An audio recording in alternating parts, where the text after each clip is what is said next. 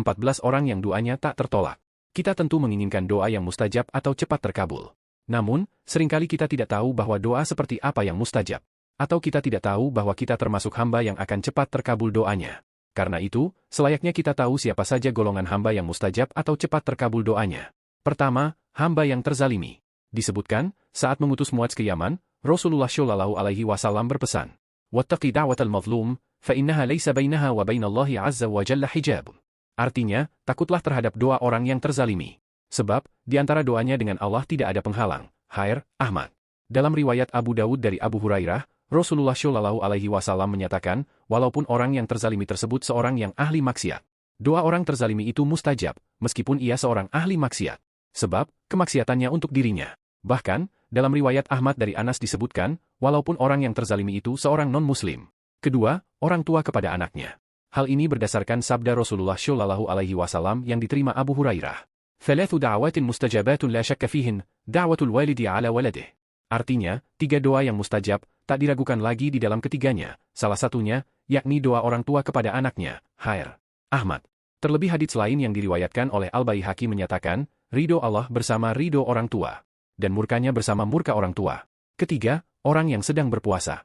Hal ini berdasarkan hadits yang diriwayatkan oleh Ibnu Abi Syaibah dari Abu Hurairah. Dalam riwayat tersebut, Rasulullah Shallallahu Alaihi Wasallam bersabda, "As-shaimu la turaddu da'watuh." Artinya, orang yang berpuasa itu tidak ditolak doanya. Riwayat lain menyebutkan, 3 doa yang tidak ditolak, salah satunya, orang yang berpuasa hingga berbuka. Keempat, musafir atau orang yang sedang menempuh perjalanan jauh. Bahwa Rasulullah Shallallahu Alaihi Wasallam bersabda, "Thalathu da'awatin mustajabatun la syakka fihin, da'watul musafir." Artinya, 3 doa yang mustajab, tak diragukan lagi di dalam ketiganya, salah satunya, yakni doa musafir, Hair, Ahmad. Kelima, orang yang sedang mengalami kesulitan. Hal ini berdasarkan ayat Al-Quran. "Amman yujibul mutarra idza da'ah." Artinya, siapakah yang memperkenankan doa orang yang dalam kesulitan apabila ia berdoa kepadanya. Quran Surat An-Naml Surat 27 ayat 62. Keenam, seorang muslim yang mendoakan saudaranya di belakangnya. Hal ini berdasarkan hadits riwayat Muslim dari Abu Darda. Rasulullah Shallallahu Alaihi Wasallam menyatakan, "Ma min 'abdin muslimin yad'u li akhihi bi dhahril ghaib, illa qala al-malak, wa laka bimithl." Artinya, tidaklah seorang hamba muslim mendoakan saudaranya yang ada di belakangnya kecuali malaikat berkata, "Engkau berhak mendapat seperti apa yang kau pinta." Maksud, di belakangnya, menunjukkan ketulusan dan kejernihan niat orang yang mendoakan kepada orang yang didoakan. Terlebih, dalam riwayat lain disebutkan, sesungguhnya Allah akan menolong seorang hamba selama hamba itu menolong saudaranya yang muslim. Ketujuh, anak yang saleh dan berbakti kepada kedua orang tuanya. Hal ini berdasarkan hadits riwayat Malik dari Abu Hurairah.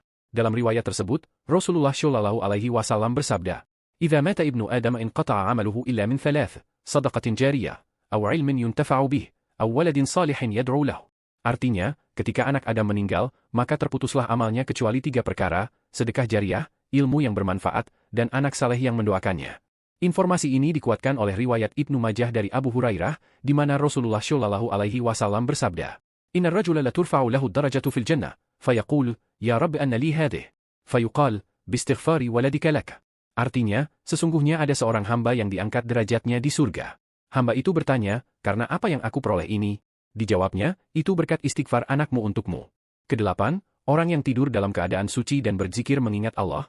Sesuai dengan hadits riwayat Ahmad dari Muadz ibn Jabal, disampaikan Rasulullah Shallallahu Alaihi Wasallam, "Ma min muslimin yabitu ala dzikrillahi tahiran, fayata'arra min al-laili fayas'alullaha khairan min amri dunya wal akhirati illa a'tahu iyyahu." Artinya, tidaklah seorang muslim tidur dalam keadaan berzikir dan suci, kemudian terbangun di waktu malam dan memohon kebaikan dunia dan akhirat, kecuali Allah akan mengabulkan permintaannya. Makbulnya doa orang yang bangun tidur juga disebutkan dalam hadits riwayat Ahmad dan Ubadah ibn Syamit.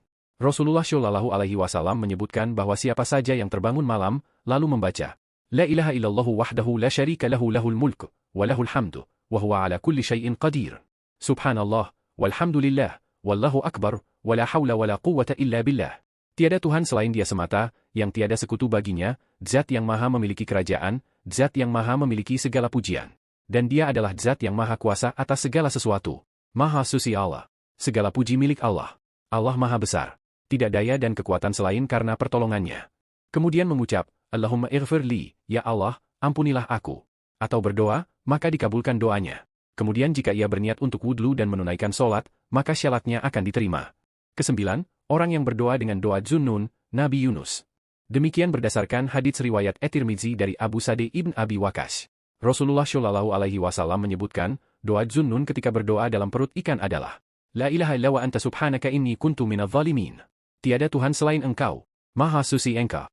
Sesungguhnya aku termasuk orang-orang yang zalim, tidaklah seorang laki-laki muslim berdoa sesuatu dengan doa tersebut kecuali Allah akan memperkenannya. Ke-10, orang yang sedang berperang atau berjuang di jalan Allah. Sebagaimana hadits riwayat Ibnu Majah dari Ibnu Umar. Disebutkan oleh Rasulullah Shallallahu Alaihi Wasallam.